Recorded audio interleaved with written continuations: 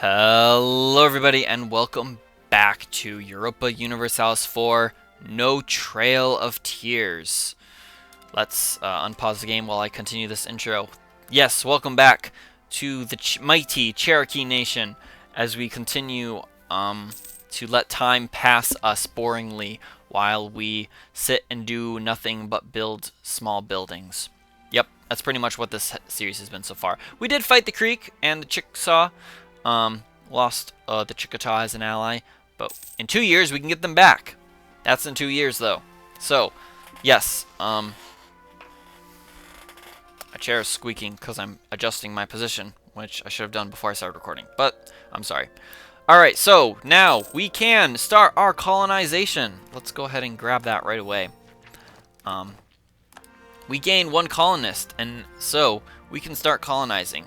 But before we start colonizing, we have to choose an expansion plan. So we only get 10 colonists. We only get 10 colonists a year because of being so far behind in tech.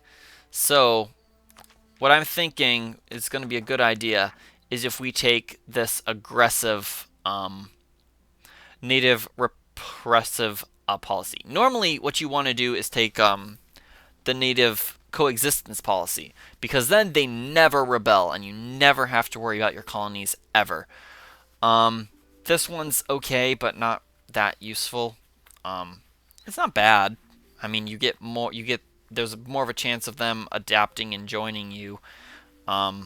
Native assimilation, which basically makes development cheaper, and they uprise less, but basically, you either want no rebellions, or what we're leaning towards is they're more likely to rebel, to spawn and kill us, but we get more settlers, which is going to be good. And having this, at least for the beginning, is going to be really good because we are really slow at colonizing. So I think that's what we're going to take. We're going to start off with this one. Not necessarily the best move, but it's the move we're making. And now let's go ahead and colonize our first one. So I'm hoping, since this has 0 aggressiveness, these guys will never rebel. Generally, that's how it happens. So we should hopefully be able to get this province without any worries of natives uprising. That would be ideal. After this one, like down here, there's 1,000 of them. They are very aggressive, so we're going to have to park an army down there. But we'll see. Hopefully, these guys won't rebel, because they're not aggressive at all. I'm not sure if there's another non-aggressive one near us. I think most of them are a little aggressive or really aggressive. Yeah, looks like it. But if we can get this one without any rebellions, that would be great, because our money's pretty low. This will be a good province for production and base tax, and maybe we'll get an event that will speed it along. Doubtful on that part, but you never really know. So we are losing money right now because of this. It is unfortunate, but we have to. There's no way to support a colony without losing money right now, because we make very little money. And we don't really have anything that's going to help that. Unrest will be nice, because it means we'll have to worry about less rebels. But we don't have very many rebels, so that's not really important. Down here, we'll probably take Travois,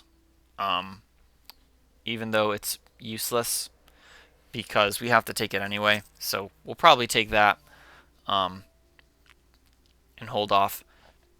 Getting these negative 15s would be nice if we had more, less of a penalty for tech, but we have a very high penalty for tech because we don't have feudalism. Ooh, our manpower has recovered. Fantastic.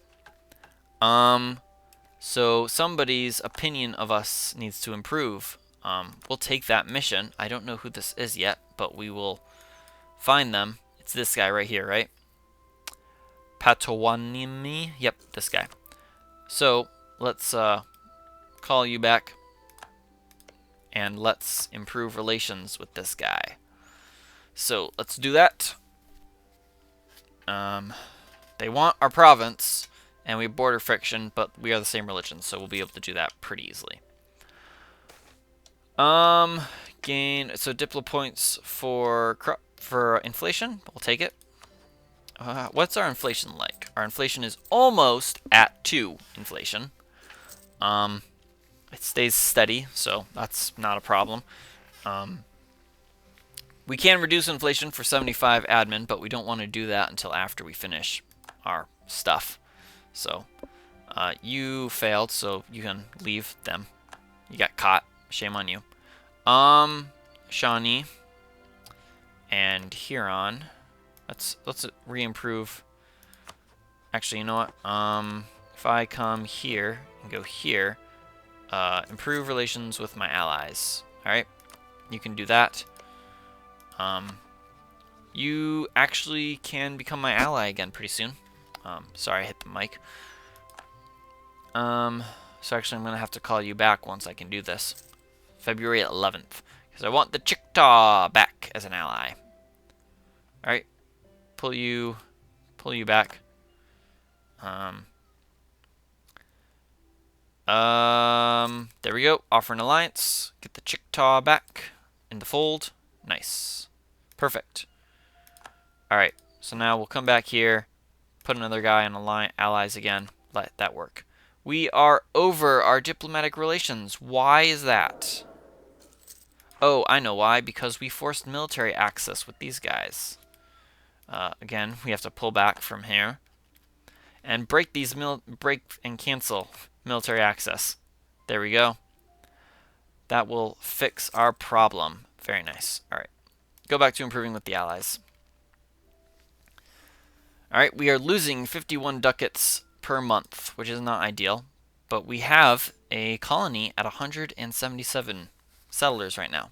We got to get up to 1,000, and we are ticking away very nicely. All right, production efficiency, same religion, same culture, same. All right, so that is now Cherokee. So if I come in here, yes, so our colonies, colonists over in the New World will change the culture of the province. So Creek becoming a actual accepted culture is not very likely. We do have some culture up here like Iroquois and Huron and all this other stuff that is already our culture, our culture group. So conquering them will be pretty nice, pretty easy. It's always nice conquering in your culture group. All right, how are we doing with Splendor? We have 30 out of 100 development. That's probably not going to happen. We are only on one continent. We will not get Renaissance. I have at least 5 different vassals at the same time. That's not going to happen because we can't have vassals. Have 5 centers of trade or inland centers of trade. That's not going to happen. Yeah, none of that's really going to happen. I would like to get this before we get higher developed colonies before our colony finishes. Because that will turn this from a 5 to a 8 development province, which will be pretty nice. That will actually be the highest development province that we own. Because development over here is not great. If we go into development map mode, you'll see very, very much of this is not good development. We got 10 up there, which is like the highest. Like, yeah, 10 is like the highest development that there is in North America. Not a very developed lands. Not very developed lands. Not at all. Definitely want to come up here to Chesapeake if we can get here. So he moved, which is good, which means Chesapeake is open. It is an estuary. We got our Diplo rep, which is nice. We do not have any other mission right now, so that is fine. Could take negative unrest, but we don't need it yet. We gotta wait 3 years, and then we can fight the Creek. 3 years to fight the Creek. Creek is allied to both of these guys now. So, and you, we're not gaining favors with you. We gain 2 favors every year. Really? Wow. That's pretty bad. By fire. Oh, okay. So since time immemorial, the use of fire has been a mark of mankind's ability to innovate and destroy. Our homeland is shaped by controlled fires used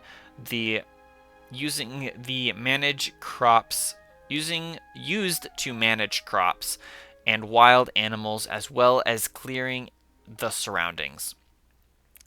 Revent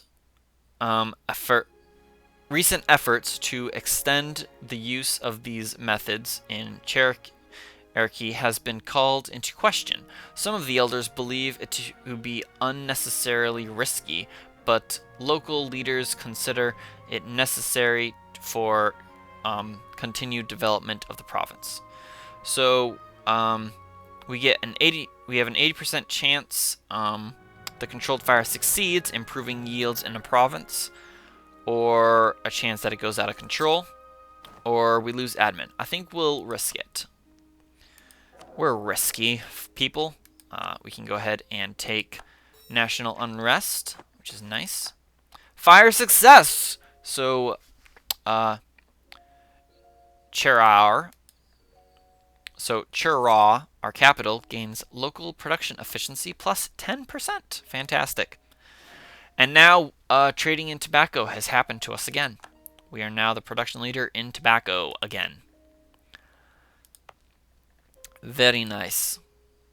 We might be able to become production leader in cotton as well. And we've lost tobacco. Other people are producing more tobacco than us. Local development cost -10 for cotton. That's pretty good. Local taxes goes up with tobacco, so that's pretty good too. Recall him. We lose 50 Diplo, or we lose 1 mercantilism. Now, mercantilism, I believe, costs 100, doesn't it? You can pay 100 Diplo to promote mercantilism, so we're gonna pay the 50 to not lose 1. Accumulate money. Sure, we'll take that, but it probably won't happen.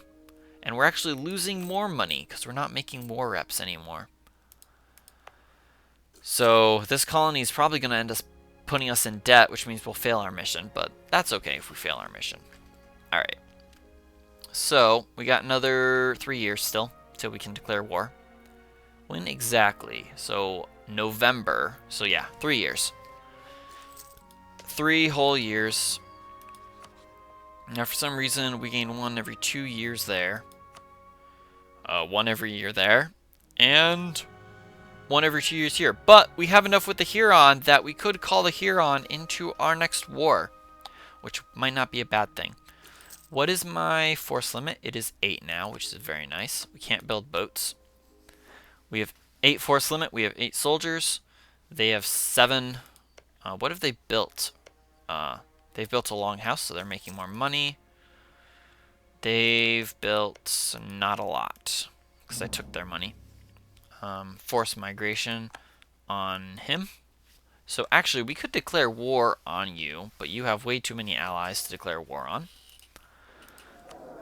How are we looking? We are still highest over here, which is nice. They moved. We can take land force limit modifier increase. Do it. Increase the land force limit. That means we can actually go up to 10 force limit now, which is pretty nice. Unfortunately, we are still losing money because of this colony. I really want this colony to finish. Once that colony finishes, we might have to wait until after a war to do another one, which would be unfortunate, but it may have to happen. So you're idle, so you've maxed out with all of my allies. That's fine. Let's have my other guy build a spy network somewhere. Somewhere? A great advisor has died. Oh no. Oh no, my military guy died. Ooh, we got you declaring me as a rival. Can I rival you back? I can. You know what this means? You know what this means? We could declare, a rival war against you. And we could peace out all those other guys. So the Huron would join. The Shawnee would not join because they are allied and they would be fighting against us. We don't actually have Humiliate Rival yet. So we would lose our alliance with the Shawnee. That would be unfortunate. The Huron we would gain. So who would we be fighting against exactly? Let's see who we would be fighting against if we did that. We would fight the Shawnee, the Fox, the Cree, and those other two guys who don't actually show up because they're not allies, they're just in the Federation. So the Fox, the Ojibwe, who are you, and the Osaga, who are you. So we have to fight all of those. Yeah, that's not going to happen. We'll just take the rivalry and we'll just embargo him. Why not? There we go. You are now embargoed. You are going to make less money on trade. I've decided. Alright, well, let's go ahead and build a spy network here. Very slow early game. I know, it's sad, but it's okay. We'll make it. We'll make it work. We'll make do. So because I lost that military guy, we are starting to make money. Or we are losing less money. So actually, if I fired one of these guys, I could actually make money with this colonist. So colonist versus advisor. Trade good is tobacco. Really nice. So that's good. That should give us a little bit more of an income boost because we should get a little bit of money from that. Yes, very nice. So, interest increases some things, but it's fine. Maintenance is on 0. Another great advisor has died, and we are making money again. All right. So our trade guy died. So we're not gonna hire another one right now. We will be okay not to hire somebody, and make money instead. We'll make some money, very little, but we'll make some money, and then we can probably go to war with the Creek very soon. As soon as our alliance goes down. And actually, I wonder if I can call you in on a promise of territory, Chickasaw. Because if I can call them in on a promise of territory, then that's fine. I'll call them in on a promise of territory, and then maybe I'll give them land. We'll see. We will have to wait and see. So we are over our manpower limit now, because we lost our manpower advisor. That's fine. Not a big deal. Don't really worry. I'm not going to worry about that. We don't have any New World colonies in the North America yet. There are probably some in the South, although colonialism hasn't spawned yet, so there may not be. Colonialism doesn't spawn until 1500, though, I believe. Is that correct? Yes, 1500 is when colonialism spawns, and that is when real colonialism is on the go. So until then, we've still got another 28 years till then. Oh, all right, we got a thing. All right, so Kusuk loses base tax and we gain it in our capital, or we lose morale of armies, gain corruption, and cheaper stability.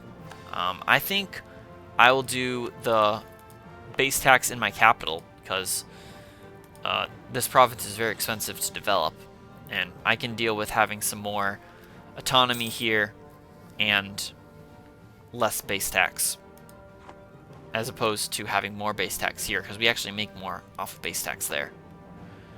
So we have rebels coming back again, so that is not good. So it does look like these guys aren't going to respond because they aren't aggressive at all. That's good. We did lose our other advisor, so we are making more money, so that's why that is. So it looks like Diplo would be the more useful one to get right now. Colonial range, Diplo rep. Oh, yearly inflation reduction. I want you. Thank you. Admin, in my opinion, admin's the most valuable of all the monarch points, because admin's used to core provinces and do stuff like that. You do a lot more with admin than you do other things. And since we have an inflation reduction guy, we can now start reducing our inflation, which is nice. We are barely making money, but we're gonna hold on. But anyway, guys, that is going to be it for this episode, I do believe. Now, again, like I said in the last one, I'm still in the same recording session, but this is going to be the last one I'm going to record today. I should have the first episode up before I record this series again. I don't know for sure. My guy just died, and we have a new ruler. So that's a good way to end it. We are ending it with the death of our former leader and the rise of Kalakosta Dowali. Diwali. There we go. Let's see what his first trade is, and then we'll end the episode there. We'll get that on the monthly tick. It is improved relations negative. So he is a naive enthusiast. That's great. But anyway, guys, that is going to be it for this episode. We are barely scraping by with no maintenance and a colony. But yes, we are gonna see what happens next. I don't know. But yes, I want to thank you all so much for watching, and I will see you all in the next one. Till then, guys, bye-bye.